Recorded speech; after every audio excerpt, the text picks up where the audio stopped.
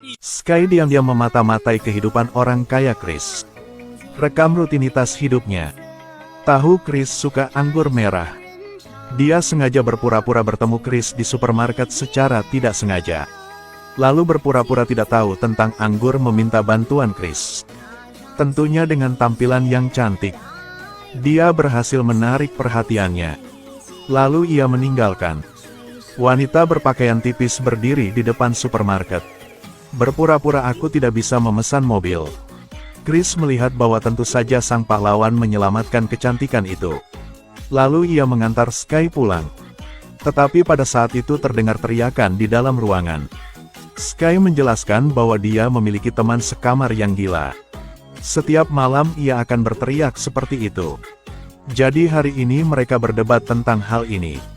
Sekarang ia nggak mau pulang ke rumah. Setelah mendengarkan, Chris segera mengatakan bahwa rumahnya tidak jauh dari sini. Mereka bisa datang ke rumahnya sebentar. Tunggu temannya tidur, ia akan mengantar Sky pulang. Tapi Sky menolak niat baik Chris. Ia ngomong ia sudah terbiasa dengan orang gila ini. Jadi ia membuka pintu mobil dan keluar. Tapi dia berhenti di depan pintu. Teruslah berpura-pura tidak ingin masuk. Tapi ini baru saja dilihat oleh Chris. Dia dengan tegas meminta Sky untuk ikut dengannya. Sky pun masuk ke villa sesuai keinginannya. Setelah minum anggur, keduanya hanya terengah-engah. Chris bangun keesokan harinya. Sky sudah lama pergi. Karena dia tahu waktunya belum matang. Tentu saja Chris memiliki perasaan untuknya. Sampai malam, ia berinisiatif pergi ke bar yang Sky sedang kerja. Ia ngomong ia sukainya. Sky sangat senang setelah mendengarkannya. Dia dengan senang hati menerima cintanya. Setelah bekerja, kalian berdua pergi bersama. Tetapi ketika mereka memesan mobil, mereka bertemu dengan pencuri. Chris melihat itu dan segera melangkah maju untuk menghentikannya. Tetapi pencuri mobil sebaliknya berteriak keras. Sky marah dan melempar botol anggur itu. Ini benar-benar membuat marah si pencuri. Dia bergegas ke arah Cheers dan memukulnya. Yang semua ini sengaja diatur oleh Sky. Setelah mengantar Chris ke rumah sakit, Sky membawa Chris pulang. Tapi kali ini ia hanya bisa menggunakan kursi roda. Ia perlu seseorang untuk mengurusnya. Orang yang paling cocok tentu saja Sky. Sky menyuruhnya sekarang ia harus pulang dulu, nanti ia akan kembali. Chris kemudian memberitahu dia kata Sandy untuk membuka pintu. Lalu Sky pulang ke kos. Bahwa teman sekamar mengambil kesempatan ini untuk mengancam. Dia udah mengetahui bahwa Sky mencuri kata Sandy dari rumah Chris. Dan paksa Sky harus memberikan uang untuknya. Tak ada cara yang lain. Sky hanya harus menstabilkan semangatmu terlebih dahulu. 1 jam kemudian, Sky menyiapkan barang bawaan dan kembali ke villa. Tidak lama kemudian, pemilik kos datang untuk menagih uang sewa. Tetapi tidak ada yang membuka pintu. Jadi dia membuka pintu dan masuk ke dalam. Menemukan teman Sky yang sudah meninggal di bak mandi. Ia dengan panik melapor ke polisi. Di sini Sky mengambil telepon saya sementara Chris tertidur lelap. Setelah Chris bangun, ia menemukan HP-nya udah menghilang. Ia juga tak tahu Sky sedang di mana. Ia mencari sekeliling villa. Ia mendengar berita bahwa teman sekamar Sky terbunuh. Sekarang Sky udah kembali. Ternyata dia keluar untuk membeli ayam goreng. Chris memberitahunya bahwa temannya sudah mati. Tapi tak disangka, Sky begitu tenang setelah mendengarkannya. Seolah-olah dia sudah tahu segalanya. Chris takut dengan reaksi Sky. Lalu Sky ngomong dengannya. Karena aku membunuhnya. Chris sangat terkejut setelah mendengarnya. Ia tidak percaya Sky adalah pembunuh berdarah dingin. Setelah kenyang, Sky menceritakan rencananya. Sebenarnya dia pindah ke rumah kontrakan itu hanya karena mau pemandangan kota. Kebetulan, tempat itu yang bagus dapat melacak setiap gerakan Chris. Pencuri mobil itu juga sengaja diatur olehnya. Chris marah setelah mendengar itu. Beritahu Sky untuk keluar dari villa sekarang juga. Tapi Sky tertawa dan berkata ia nggak mau. Chris ingin kabur. Sky menggunakan ponselnya untuk mengunci pintu. Dia segera merebut HP, tapi didorong oleh Sky. Ketika ia sadar, ia menemukan diri ia terikat di kursi roda. Kemudian Sky pergi untuk melepas masker Chris. Sky memaksanya untuk mengatakan kata sandi kartu bank. Setelah mendengarkannya, dia mulai mengutuk. Melihat Chris tak patuh, Sky mengeluarkan bor, lalu memegang kakinya yang terluka. Tapi ia masih terus memarahinya. Karena ia bertaruh, Sky hanya membuatnya takut. Tapi siapa sangka dia akan berani melakukannya. Dia berteriak kesakitan. Setelah itu, ia harus memberitahu Sky kata sandi bank. Tapi Sky tidak puas dengan jumlah ini. Dia mulai ingin merampok saham Chris. Setelah mengatakan itu, ia melepaskan Chris. Biar Chris berbicara dengan broker tentang transfer tersebut. Tapi Chris melihat kesempatan itu. Saat dia melepaskan ikatannya, dia mencekik Sky.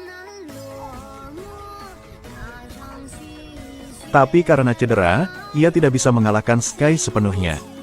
Pada akhirnya, Sky mengambil pisau di sebelahnya dan menikam lengannya. Melihat Chris menolak untuk bekerja sama seperti itu, Sky mengeluarkan video keluarga Chris untuk mengancam. Khawatir keluarga Chris akan disakiti oleh Sky. Di sisi lain, pemilik kos sedang membersihkan kamar. Dia melihat dengan rasa ingin tahu ke teleskop Sky. Hasilnya tepat pada waktunya untuk melihat Sky menyalahgunakan Chris. Ini membuatnya mengerti sekaligus. Di sisi ini, Sky mengutus seluruh jaringan villa, lalu memanggil teman-temannya ke sini. Mereka menjual semua alat yang ada di villa. Mereka tidak tahu gambar di dinding itu sangat berharga. Chris melihat pencuri mobil dan memukulnya udah datang. Chris sangat marah tapi tidak bisa berbuat apa-apa. Setelah menyelesaikan segalanya, Sky mulai ke kantor untuk menjual saham. Tak disangka pemilik kos sudah lama menunggu di jalan. Saat Sky pergi, ia memasuki villa. Tanpa kata sandi, ia tidak dapat masuk dari pintu utama. Jadi dia memecahkan jendela dengan batu. Tapi ini juga mematikan alarm villa. Sky bisa melihat semuanya melalui kamera. Dia segera pulang. Tapi pemilik kos di sini tidak membantu Chris melepaskan ikatannya. Alasan ia tidak mau lapor polisi juga karena ia ingin memanfaatkannya. Dia melepas selotip dari mulut Chris, lalu mulai mengancam Chris. Chris menyuruhnya untuk segera melapor ke polisi. Jika tidak, Sky akan segera kembali untuk membunuhnya. Tetapi pemilik kos itu tidak mempercayai kata-katanya. Meminta Chris untuk memberinya uang dan kemudian berkata, tapi Chris udah habis uang. Ia membiarkan pemilik penginapan mengambil gambar berharga di dinding. Pemilik kos mendengarnya dan segera mencuri gambar itu. Kemudian mulai melepaskannya. Tapi sekarang Sky udah pulang. Pemilik kos melihat ini dan ingin melarikan diri. Tak disangka, Sky langsung mengunci pintu. Pemilik kos hanya bisa bertarung dengan Sky dengan pisau. Siapa sangka Sky akan mencabut pedangnya. Pemilik merasa tak baik. Pemilik kos membawa gambar itu ke atas. Tapi bagaimana Sky bisa dengan mudah mengabaikannya? Melihat pemilik kos melarikan diri dengan panik, Sky sangat sombong. Lalu nyalakan musik di villa. Ia benar-benar menikmati adegan pembunuhan berikutnya. Pemilik kos itu lari ke garasi dan tidak ada tempat untuk pergi. Dia mengangkat pisaunya untuk bertahan. Tapi dia jelas bukan lawan Sky.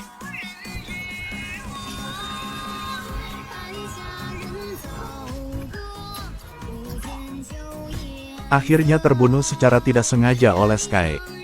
Di sini Chris mengambil kesempatan ini untuk melarikan diri. Dia buru-buru berlari keluar dari villa. Karena tidak punya mobil, jadi ia mencari sepeda motor. Tapi di tengah jalan, ia tersandung batu dan jatuh. Kebetulan, ia jatuh di depan mobil yang bergerak. Untungnya, pria itu menghentikan mobilnya tepat waktu. Dia baru saja keluar dari mobil dan bertanya bagaimana kabar Chris. Lalu membawanya ke mobil. Di tengah jalan, Chris mengatakan seseorang ingin membunuhnya. Dia memohon Sebastian lapor ke polisi. Setelah mendengar ini, Sebastian segera menelepon. Lalu berikan teleponnya kepada Chris agar dia dapat berbicara sendiri. Sementara Chris berbicara terus-menerus. Dia mendapati dirinya dibawa kembali ke villa. Sky sekarang di pintu mengangkat telepon. Lalu dia memukul Chris sampai pingsan. Ternyata Sebastian dan Sky adalah salah rekan. Seperti ini, Sky memiliki asisten yang hebat. Chris juga tahu ia tak bisa kabur. Sampai malam, Sky menanyai Chris. Karena Sky menemukan ikatan di brankas. Diperkirakan bernilai hingga 30 juta dolar. Tetapi brankas membutuhkan sidik jari. Jadi mereka membutuhkan kerjasama dari Chris. Chris nggak mau ke bank bersama mereka. Sekarang pria itu maju. Sky segera memegangi punggungnya. Sebastian mengeluarkan pisau dan memotong jari Chris. Jadi masalah sidik jari terpecahkan. Tetapi keesokan harinya istri dan putri Chris datang berkunjung. Putri berlari langsung ke kamar untuk mencari ayahnya. Tetapi sang istri menemukan sesuatu yang aneh di sini. Ketika ia melihat darah di lantai, ia tahu tidak apa-apa. Dia buru-buru memanggil putrinya kembali. Tapi siapa sangka Sky akan memeluk putrinya. Berkat bantuan dari Sebastian, mereka memaksa ibu dan anak itu masuk ke ruang ganti. Dan Chris juga dikurung di sini. Putri takut memeluk ayahnya dan menangis tanpa henti. Sky menyita ponsel mereka. Sebastian sedang menempelkan tangan Chris padanya. Kemudian dibalut dan pura-pura terluka. Lalu mereka pergi ke bank. Ingin menggunakan nama Chris untuk membuka brankas. Tapi saat cek sidik jari gagal terus. Manajer mengetahui bahwa tidak apa-apa dan ingin melaporkannya ke polisi. Tak disangka itu akan berhasil pada detik berikutnya. Mereka dengan cepat mengambil kunci untuk membuka brankas. Tapi tidak ada pun di dalamnya. Sebaliknya, cuma ada surat-surat yang tidak memiliki nilai. Di sini Chris menyuruh putrinya merangkak keluar melalui saluran ventilasi. Ini juga ditemukan oleh dua orang dalam perjalanan pulang. Mereka sangat marah. Setelah pulang, Sebastian memberi Sky pistol. Menyuruhnya membunuh semuanya. Tapi mereka tak ada di sini. Sebastian dengan hati-hati mencari sekeliling. Saat membuka pintu tiba-tiba Chris menyeruak keluar. Tapi pada akhirnya, ia bukanlah saingan Sebastian. Lalu ia dipukuli. Mendengar suara, Sky bergegas membawa pistol ke sana. Dia buru-buru bertanya di mana obligasi itu. Tapi Sebastian mendesak Sky untuk menembak dengan cepat. Sky tidak mau mendengarkan pria yang memerintahnya. Lalu ia membunuhnya. Sementara Sky tercengang. Chris meraih bahu Sky dengan kapak. Lalu angkat telepon di tanah cepat lari. Pertama-tama, ia mematikan semua lampu di rumah. Kemudian gunakan teleponnya untuk mengirim sinyal mara bahaya. Ia mengawasi tindakan Sky. Saat dia tidak bisa menemukannya, kamu menyerang dari belakang.